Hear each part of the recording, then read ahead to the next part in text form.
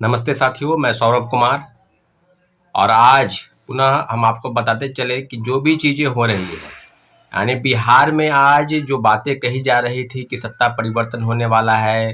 Protest होगा, उसमें विश्वास मत पारित नहीं कर पाएंगे, सरकार गिर जाएगी, राष्ट्रपति शासन लागू होगा, आगे क्या होगा, तो सारी चीज़ें बिल्कुल अब स्पष्ट हो गई है कि विधानसभा अध्यक्ष को हटाने के लिए जो विश्वास मत से पारित हुआ ध्वनि मत से, उनका हटना तय था, वो हट गए। फिर चीज़ें आगे आई तो फिर पुनः विश्वास मत पारित करने की बात थी। तो सारी चीज़ें अब लगभग अब क्लियर हो गया है कि पुनः एनडीए की सरकार यानी जेडीयू जनता दल यू और बीजेपी भारतीय जनता पार्टी की सरकार बिहार में विश्वास मत जो है वो पारित कर ली है, विश्वास मत उन्होंने प्राप्त कर लिया है। यानी फ्लोर टेस्ट पर यानी कहने का मतलब है कि पूरे तौर पर अब बिहार में एनडीए की सरकार है, किसी भी प्रकार का कोई खतरा अब उनके सर पर नहीं है। जो चीज़ें थी बिल्कुल फ्लोर टेस्ट पर जो चीज़ें सामने आई, हमने सारी बिंदुओं पर और लगभग माननीय डिप्टी सीएम उप मुख्यमंत्री तेजस्वी यादव जी का भी भाषण सुना, काफ़ी अच्छा उन्होंने भाषण दिया। और जिस चीज़ का वो जिक्र कर रहे थे उसके जो केंद्र बिंदु है वो बिंदु है बिहार में नौकरी। बिहार में नौकरी के सवाल पर बिहार सरकार की तरफ से जो चीज़ें कही जा रही थी, उनके द्वारा जो भी तेजस्वी यादव जो बात बोल रहे थे, मैं नहीं मानता हूं कि वो बात सही भी बोल रहे थे, गलत बोल रहे थे। इन बिंदुओं की मैं चर्चा बिल्कुल नहीं करना चाहता। मैं चर्चा उस बिंदु की करना चाहता हूं कि क्या लगभग 3 महीने में 2 लाख से ज्यादा लोगों को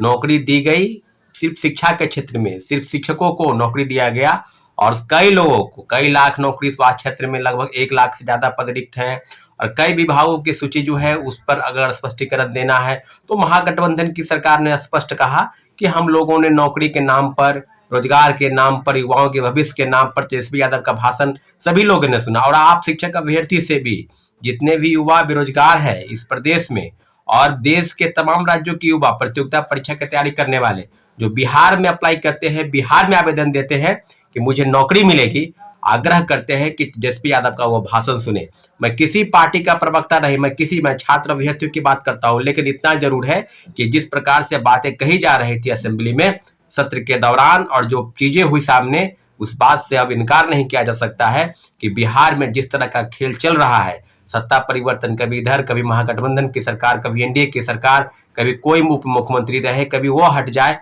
तो मुझे लगता है कि विकास के जो काम है वो अवरुद्ध होते हैं। और जो चीजें जो योजनाएं लागू होती है सरकार की तरफ से, उस पर कहीं ना कहीं एक रुकावट पैदा होती है क्योंकि सरकार बदलने से चीजें बदल जाती है। आज पुनः एनडीए के जो साथी थे, जो उप मुख्यमंत्री और दोनों विधानसभा में विरोधी दल के नेता विजय सिन्हा और विधान परिषद में विरोधी दल के नेता सम्राट चौधरी जो बीजेपी के प्रदेश अध्यक्ष भी रहे हैं, और दोनों लोग आज बिहार के डिप्टी सीएम हैं। तो आज पुनः सप्लीमेंट्री रिजल्ट की मांग को लेकर जिस तरह के वक्तव्य आपके दिए जा रहे थे, आप उस चीजों पर क्या पुनः आएंगे? क्योंकि आप स्पष्ट बोलते थे टीआरई 1 से लेकर टीआरई 2 तक, क्योंकि दोनों समय तक एनडीए की सरकार नहीं बल्कि महागठबंधन की सरकार थी और आप विपक्ष में थे। तो आज आपकी भूमिका क्या है? क्या शिक्षक अभ्यर्थियों के साथ जो अन्याय का वातावरण पैदा हुआ, जिस तरह की चीजें बीपीएससी ने किया, जिस तरह की चीजें शिक्षा विभाग ने की, सिर्फ रिजल्ट के नाम पर, पूरक परिणाम में टीआरई 1 की अगर बात करेंगे तो 2773 लोगों की जो सूची मल्टीपल रिजल्ट को लेकर गई थी और उसमें से भी मात्र 4700 के खिलाफ में मात्र 2773 लोगों का रिजल्ट आया। 2000 पदों की कटौती टीआरई 1 में की गई और सिर्फ मल्टीपल रिजल्ट को लेकर। तो बीपीएससी चेयरमैन की भी विदाई हो गई है। नए चेयरमैन श्री अमित सुबहानी जी जो राज्य के मुख्य सचिव थे, अब उनको बीपीएससी का अध्यक्ष बनाया गया है। सारी चीजों पर अगर आप गौर करेंगे तो बीपीएससी चेयरमैन ने विदाई समारोह के दौरान उन्होंने कहा कि आईएएस बनना मेरी गलती है। ये बात बिल्कुल सही है कि आईएएस अधिकारी, कोई भी आईएएस अधिकारी किसी भी जिले का डीएम हो या किसी भी पद के सचिव हो, सेक्रेटरी आदि पदों पर अगर रहता है तो सरकार की योजनाओं पर अमली जामा पहनाने का काम होता है। अपने मन से कितना भी कर्तव्यनिष्ठ और ईमानदार अधिकारी हो, अगर चाहे कि हम ये कर देंगे वो कर देंगे, लेकिन सरकार की जब तक मंशा नहीं होती है, जो विभागीय मंत्री होते हैं, किसी राज्य का मुख्यमंत्री होता है, तो उसके जो अधिकार क्षेत्र है, उसकी जो बातें हैं या उसके काम करने के तौर तरीकों पर उसके लगाम कसने की बातें वो राज्य सरकार के अंदर में होती है। तो मुझे लगता है कि अतुल प्रसाद जी का बयान इसी संदर्भ में दिया गया होगा और आने वाले समय में जो शिक्षक बहाली के नाम पर जो खेल चल रहा है, पूरक परिणाम टीआरई 2 में यानी सेकेंड फेज की बहाली में 14,700 पदों की सूची गई और फिर उसको वापस लिया गया। तो सरकार के तरफ से मंशा बिल्कुल स्पष्ट हो गई है कि सीटों को बचाकर टीआरई 1 से टीआरई 2, टीआरई 2 से टीआरई 3 और तीसरे फेज की बहाली की प्रक्रिया में आवेदन आमंत्रित किए जा रहे हैं। 87,000 पदों पर तीसरे फेज की बहाली की प्रक्रिया शुरू है और आने वाले समय में अब जो इस तरह के वक्तव्य बीपीएससी चेयरमैन और शिक्षा विभाग की तरफ से दिए जा रहे थे, तो क्या बीपीएससी चेयरमैन इस बात से अवगत करा पाए कि जो बड़े पैमाने पर भर्तियां हुई, जो धांधली हुई, सीटेट फेल, एसटीटी फेल और कई फर्जी वाले, उनको अगर आपने बहाल किया है तो फिर उसको अगर हटाते हैं तो फिर नए लोगों को आपने मौका क्यों नहीं दिया? क्या सरकार की तरफ से आप संवाद नहीं कर सकते थे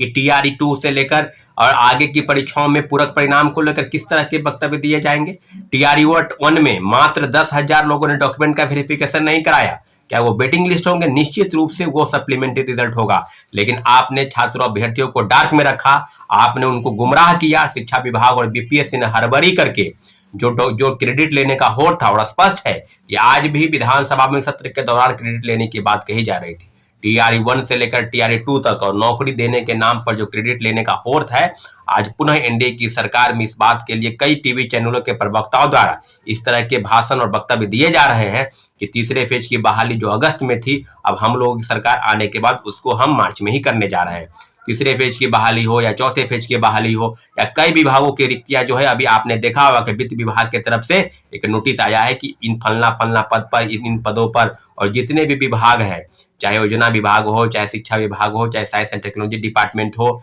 चाहे वित्त फाइनेंस डिपार्टमेंट हो या हेल्थ सेक्टर हो, तमाम जगहों पर जितने भी या शिक्षा विभाग और बीपीएससी ने हड़बड़ी करके जो क्रेडिट लेने का होड़ था, और स्पष्ट है कि आज भी विधानसभा में सत्र के दौरान क्रेडिट लेने की बात कही जा रही थी। टीआरई 1 से लेकर टीआरई 2 तक और नौकरी देने के नाम पर जो क्रेडिट लेने का होड़ है, आज पुनः एनडीए की सरकार में इस बात के लिए कई टीवी चैनलों के प्रवक्ताओं द्वारा इस तरह के भाषण और वक्तव्य दिए जा रहे हैं कि तीसरे फेज की बहाली जो अगस्त में थी, अब हम लोगों की सरकार आने के बाद उसको हम मार्च में ही करने जा रहे हैं। तीसरे फेज की बहाली हो या चौथे फेज की बहाली हो या कई विभागों की रिक्तियां जो है, अभी आपने देखा होगा कि वित्त विभाग की तरफ से एक नोटिस आया है कि इन फलना पद पर, इन पदों पर और जितने भी विभाग हैं, चाहे योजना विभाग हो, चाहे शिक्षा विभाग हो, चाहे साइंस एंड टेक्नोलॉजी डिपार्टमेंट हो, चाहे वित्त फाइनेंस डिपार्टमेंट हो या हेल्थ सेक्टर हो, तमाम जगहों पर जितने भी, और जो बीएसएससी यानी कर्मचारी चयन आयोग के पद हो या बिहार पुलिस अवर सेवा आयोग के पद हो, जितने भी वैकेंसी की जो रिक्त सूची है, लगभग कुछ सूची का जो आंकड़ा है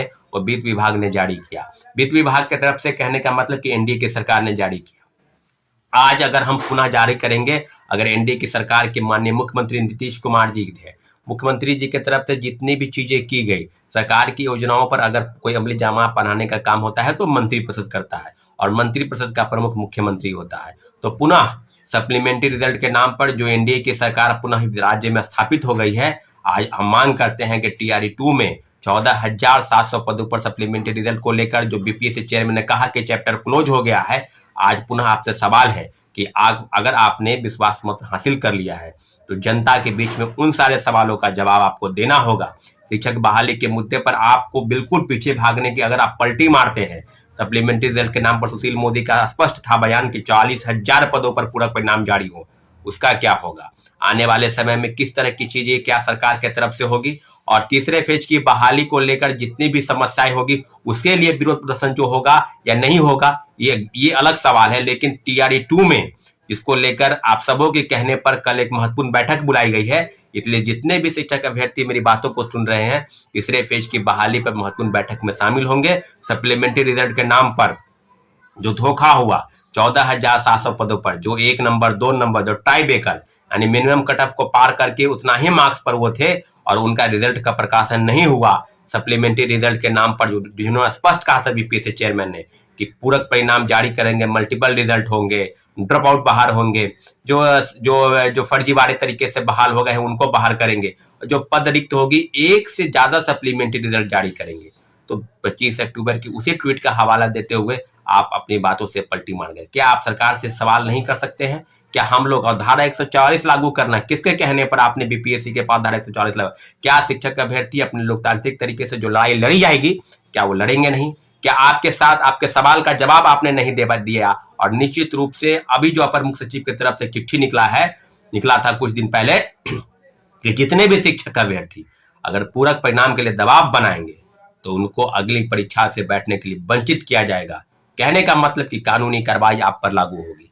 तो इस तरह की चीजें इस प्रदेश में हो रही है। एनडीए की सरकार बनी है। हम सारे शिक्षक अभ्यर्थियों के साथ और नियोजित शिक्षकों के सवाल पर कल एक बहुत बड़ा विधानसभा सत्र के दौरान घेरने की जो बात कही जा रही है, तमाम शिक्षक संगठन नियोजित शिक्षकों को राजकर्मी का दर्जा देने की बात कहकर और उनको नौकरी छीनने के लिए जो परीक्षाएं आयोजित बिहार विद्यालय परीक्षा समिति द्वारा आयोजित होगी और 5 सदस्यीय कमेटी की रिपोर्ट के आधार पर यह तय हुआ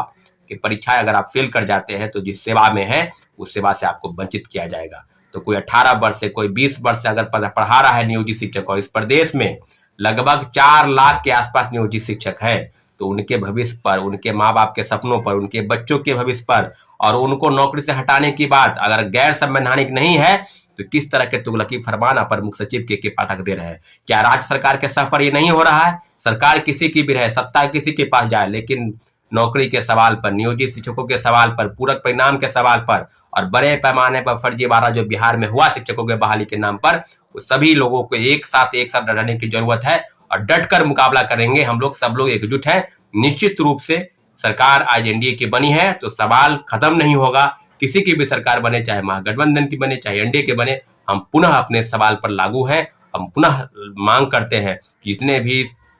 शिक्षक अभ्यर्थी के सवाल है या नौकरी को लेकर सवाल है और विभिन्न विभागों में जो पद रिक्त है सभी को भरने जाने के सवाल है, सभी पर आपको जवाब देना पड़ेगा। अगर आप जवाब नहीं देते हैं तो पुनः मुख्यमंत्री की तरह आपको एक बार पुनः पलटीमार मुख्यमंत्री, पलटीमार एनडीए की सरकार कहने में कोई औचित्य नहीं है। इतना जरूर है कि सवाल आपसे है क्योंकि आप सत्ता में हैं। हम सभी लोग छात्रों अभ्यर्थियों से आग्रह करते हैं, शिक्षक अभ्यर्थी से, टीआरई 2 के पूरक परिणाम को लेकर जो बैठक गांधी मैदान में पास बुलाई गई है, आप सभी को आना है। फिर आगे की बातचीत हम लोग करेंगे। ठीक है साथियों, धन्यवाद। जय हिंद।